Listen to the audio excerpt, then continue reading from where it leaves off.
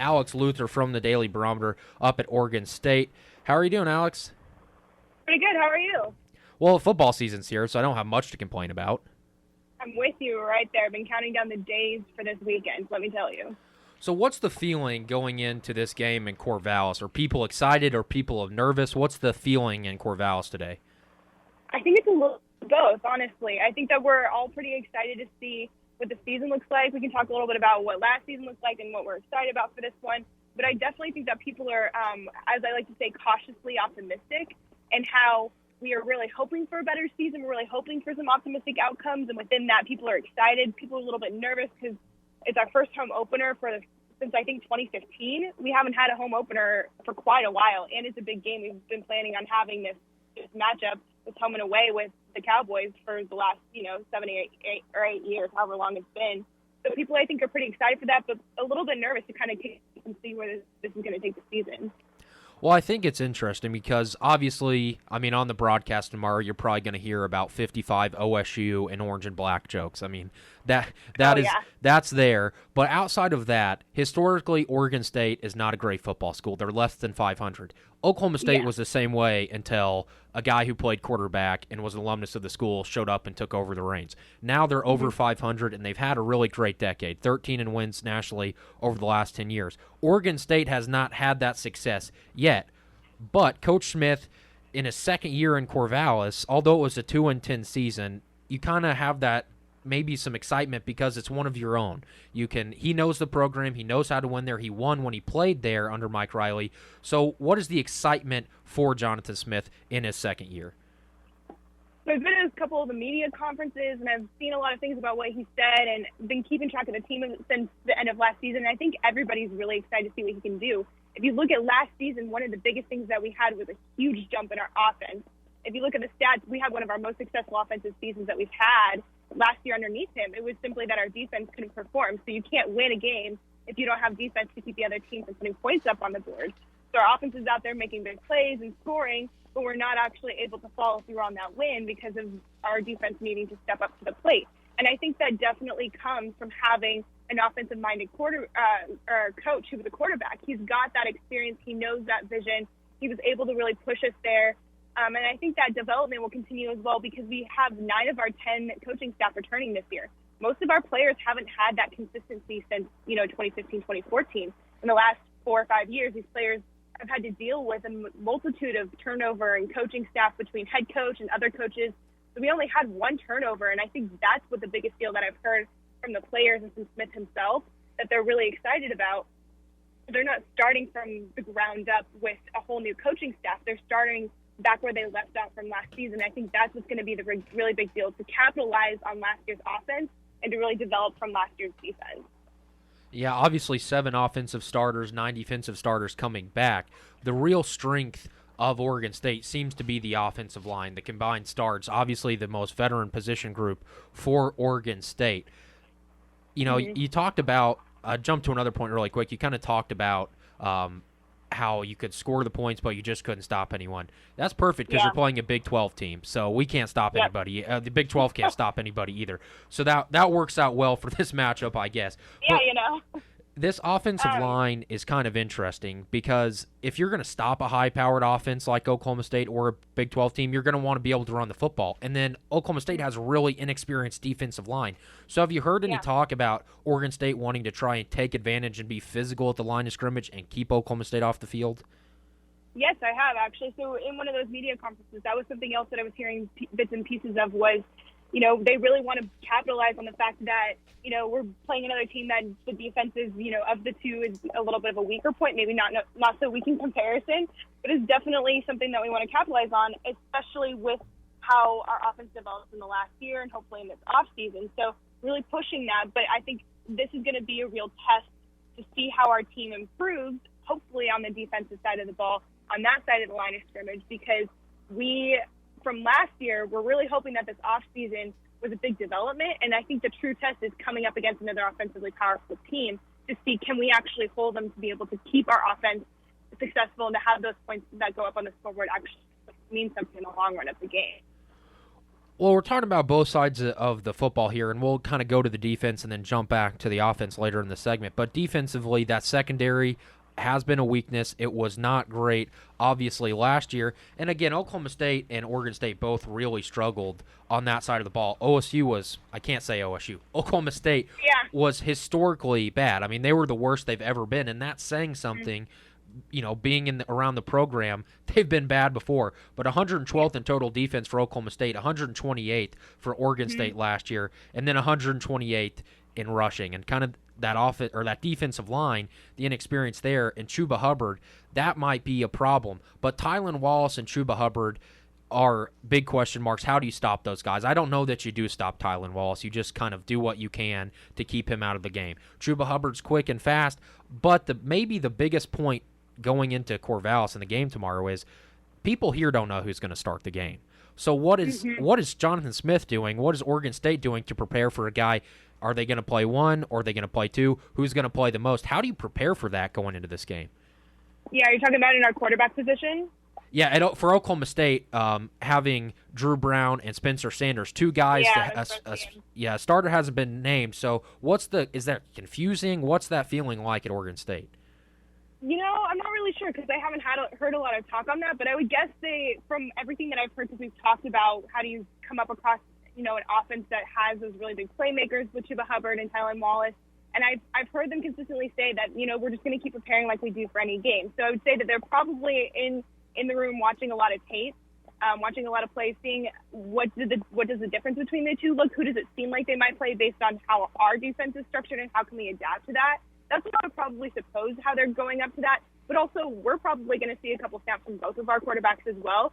Luton was named as our starter, but I think everybody's expecting to see Gebbia get a few snaps. So I would guess that Oklahoma State's probably not too far off from being in the same position. While we've named a starter, they're going to have to understand how to work with two quarterbacks as well, including one that hasn't had a lot of time on the field with Gebbia. He hasn't done a lot in a Power 5 conference in terms of starting. So I think it's definitely we're on the same spectrum with both of our teams, that we're standing in that position of we're going to see a quarterback and we might not have seen them before. We're not sure what to expect, and that it's going to be a lot of adapting in the moment. Oregon State, again, 2-10 last year, and so there's, you talked about the rollover in the coaching staff. There's some consistency there. Has recruiting picked up in year two for Jonathan Smith? Yeah, it has. So I've done a little bit of digging about our recruiting in the offseason since that kind of closed down at the beginning of August. And we've got a couple really good defensive players, including one of the best defensive ends, I believe, that's in the junior college that's coming out of that. We've got a couple other really good defensive players, a post-out quarterback lined up. We've got a few that are really interesting and that are ones to look at. But something that I've really been thinking about for the team is that we really have to win a few more games this year. That's going to be the make or break if we can continue this success and really move on from continuing. It's a rebuilding year because we won't know if those players are officially coming to Oregon State until December or even later. We want to make sure that they are seeing that we're a team that's developing competitively and becoming a team that's no longer 2-10. If we start to make 4 wins, 5 wins, 6 wins, we're getting more into that range. We're building that strength in that long run. We're going to get those players to sign. But if we can't pull off a few more wins, a few more conference wins, an upset or two, we're going to be kind of in a tough spot of getting those recruits to officially sign. So obviously the game tomorrow was the reason for this discussion, and I was super excited to talk to you about Oregon State. And then they're both OSUs, wear the same colors, not great historic football teams.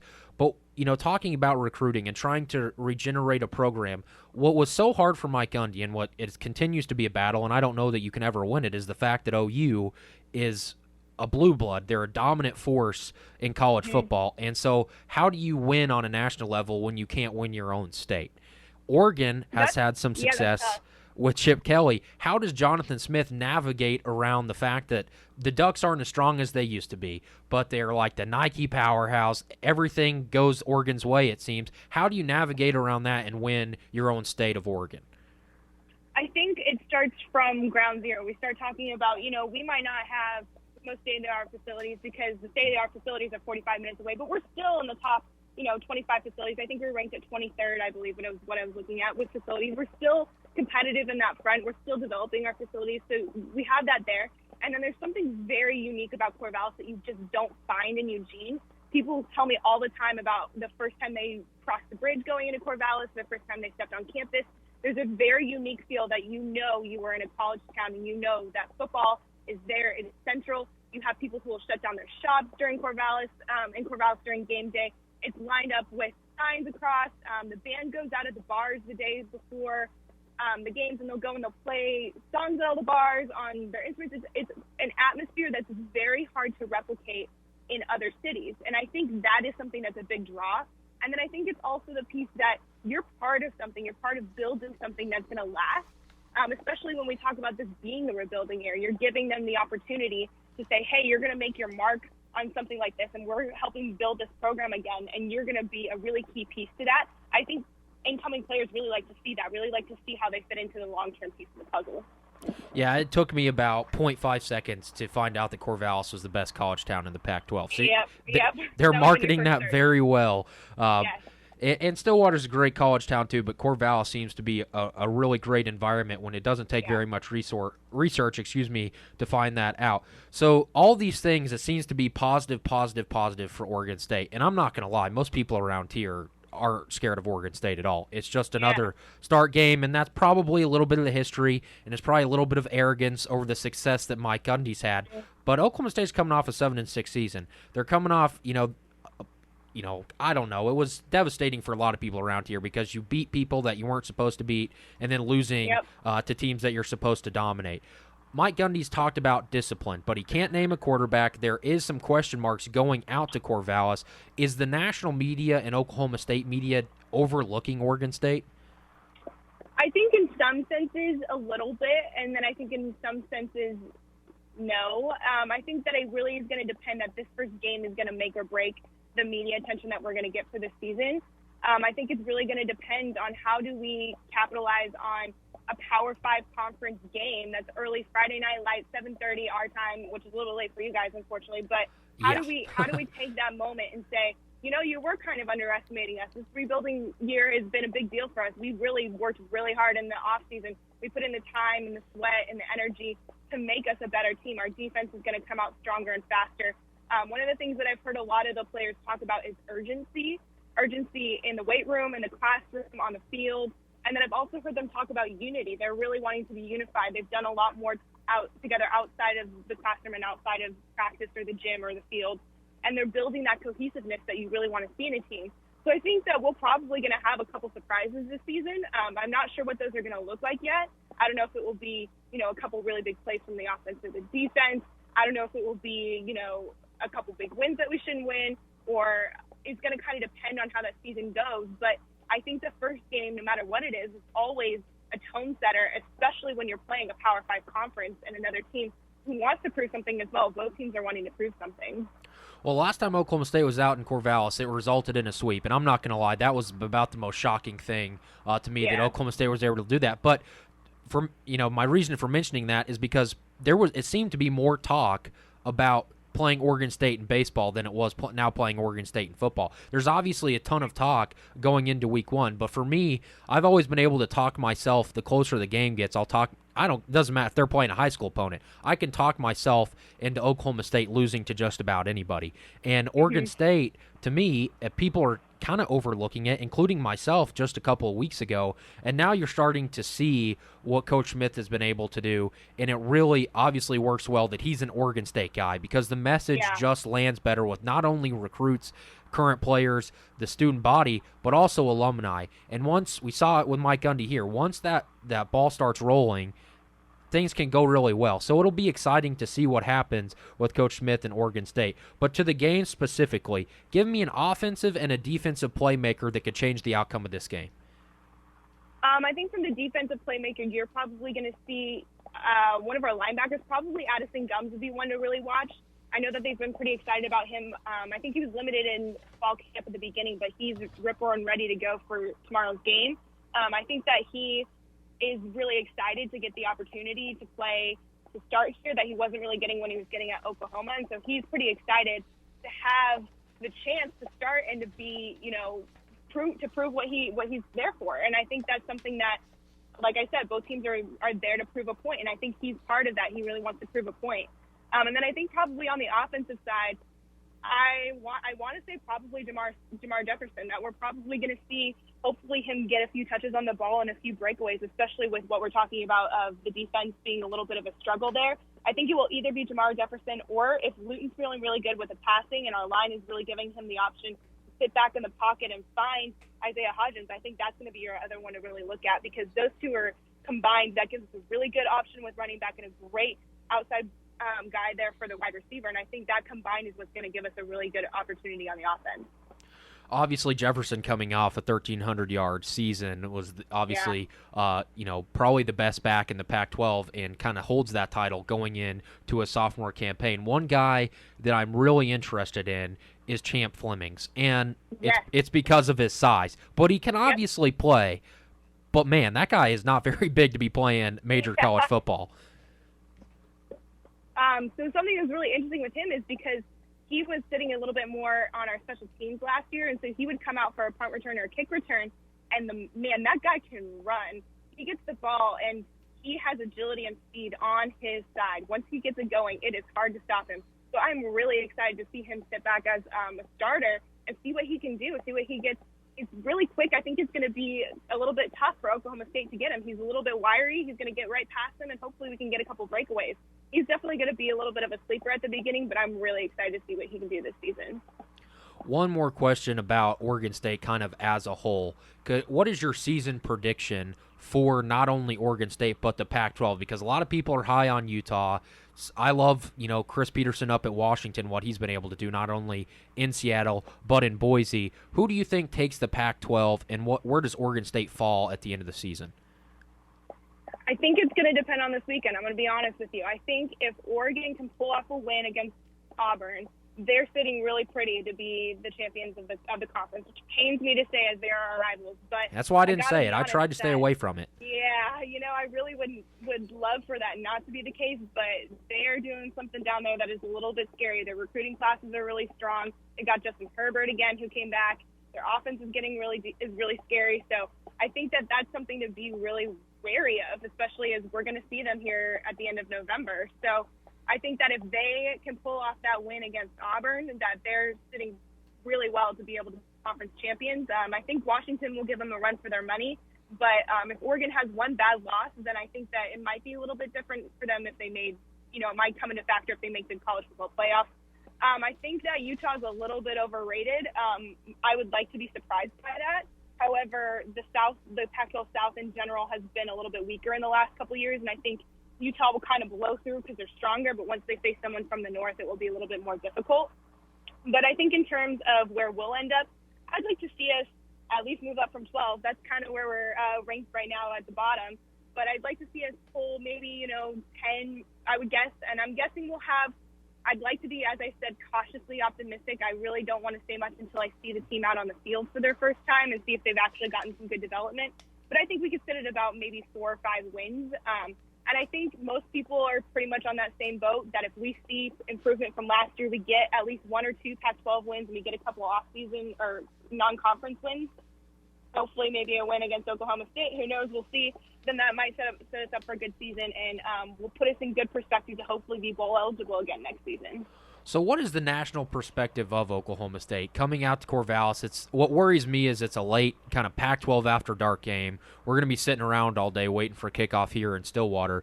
But a 9:30 kick here local time, 7:30 out there. What is the talk about Oklahoma State coming to town?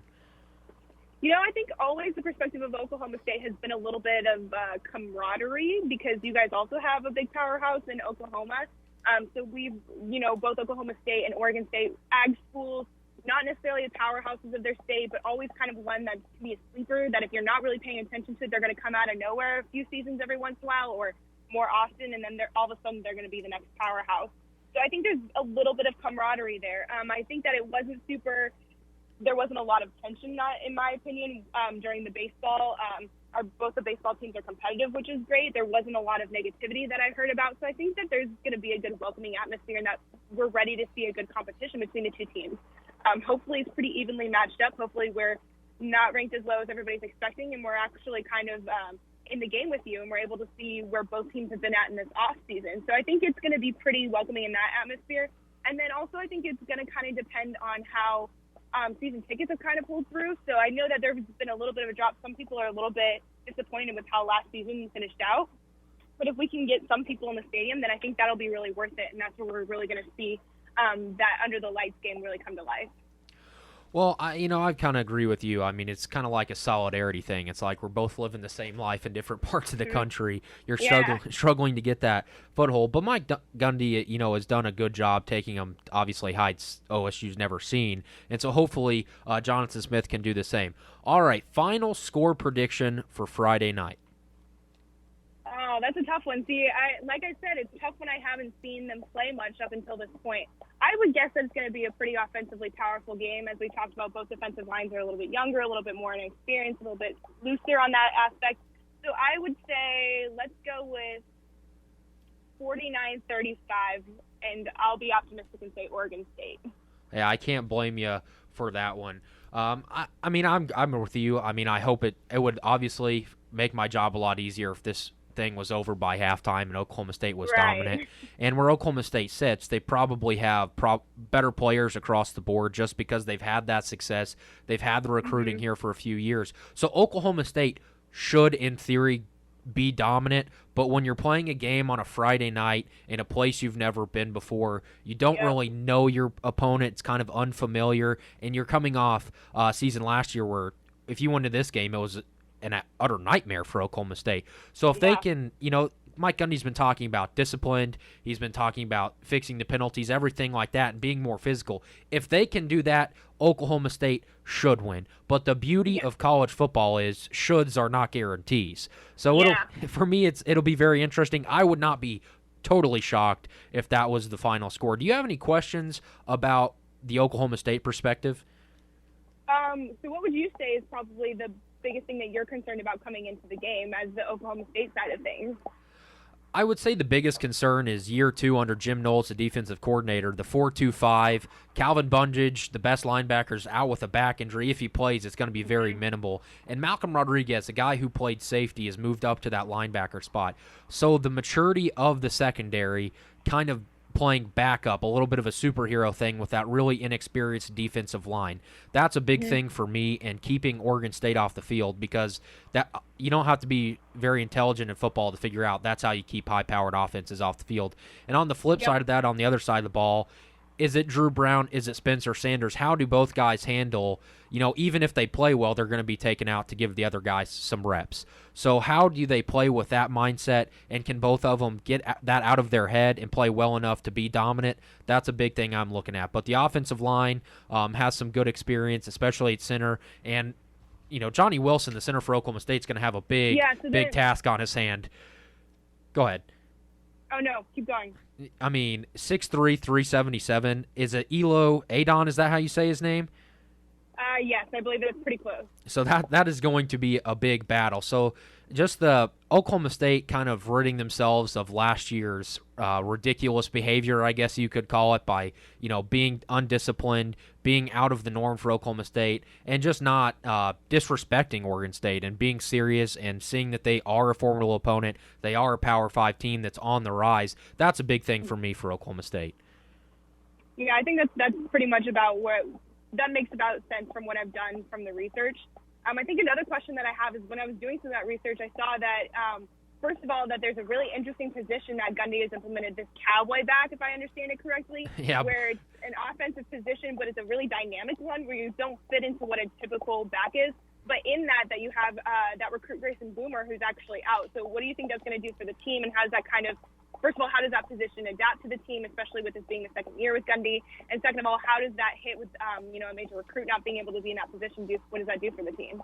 Well, yeah, Grayson Boomer tearing his ACL, a 4-star guy from the state of Oklahoma. It was a big land for Mike Gundy, and really the crazy thing is they kind of adapted this position, not for him, but that's how he got to Oklahoma State. He came to camps, they're like, hey, want to play cowboy back, and it just kind of worked out well. So how much time Grayson was going to see on the field, I'm not really sure going in to this year, but he was going to see a little bit of time. But Jelani Woods is 6'7". He's a monster. If they can let him kind of play that cowboy back role or be a tight end and get into space and just kind of rumble and stumble down the field, that's the best thing for me, because the beauty of the cowboy back position is people don't see it coming. I mean, you won't see a play that revolves around it until it matters most, and then it just comes out of nowhere. So Jelani Woods stepping up and being in that, that big physical guy, because last year he was a 6'7" guy, but he would be playing cornerbacks and they would dominate him. It's like he didn't know how to use his own strength. So if they can find how to use that as a strength, that will be interesting. And I'm glad somebody brought up the cowboy back. That's kind of something that Oklahoma State hangs their hat on, whether it's worthy of it or not, of like naming that position and coming up with that. So it doesn't usually play a huge role in games, but it certainly can. So that's one thing to watch out if you're Oregon State. Yeah, that makes sense. I think my only other question would be, I gave my prediction. What would you say for the score for tomorrow, and where are we going to be sitting at? Well, I'm kind of with you. I'm going to have to play for my OSU, kind of be optimistic. I'm going to go with the thought that Mike Gundy has made them more disciplined. They are respecting Oregon State, and they're tired of the chatter. But I will respect Oregon State. I think it's going to be a very, very close first half, and I think in that second half, the Mike Gundy experience and the physicality of Oklahoma State and the speed will catch up with Oregon State. I'm going to say it is a 14-point line right now, and I'll stick right with that. 38-24, Oklahoma State pulls away late. All right, I think that's not a bad assessment there, especially with one of the things that we've struggled with in the last 4 or 5 years is having that consistent long-term play from quarter to quarter. We go, one really great quarter, and it could be the second quarter, it could be the fourth quarter. You don't really know. So I think that's another thing to keep an eye on for Oregon State as well. See if they're consistent with their playing across all 4 quarters. So I assume you're going to be in the stadium tomorrow for the game. Oh yeah, I'll be on the radio. So you can always tune into our local radio station with the KBVR FM. That's part of our Orange Media Network. We're online for all of the media for Oregon State, and I'll be on the radio there doing some play calling and some analyzing to see kind of where we're at for the season. Well, hey, I hope you have a great broadcast. I hope the game, quit being nice. I hope it goes our way. I'm not going to lie. But I hope you do have a great broadcast. I hope for both everyone's sake that it is a good game and that OSU comes out on top. Absolutely. We all know that. We all know that a black and orange team is going to win tomorrow. Yeah, I would say it's about under 30 seconds on the broadcast before that joke is dropped. On that, I think that's a good assessment there, too. Hey, Alex, we really appreciate taking your time and talking to us, getting a nice perspective from Oregon State. We really appreciate it. Absolutely. Thank you so much for having me. I'm really excited to see where tomorrow goes, and I'm glad to get a little bit more of your guys' perspective on it. Have a great night, Alex. You too. That was Alex Luther, obviously from the Daily Barometer. A great perspective from Oregon State.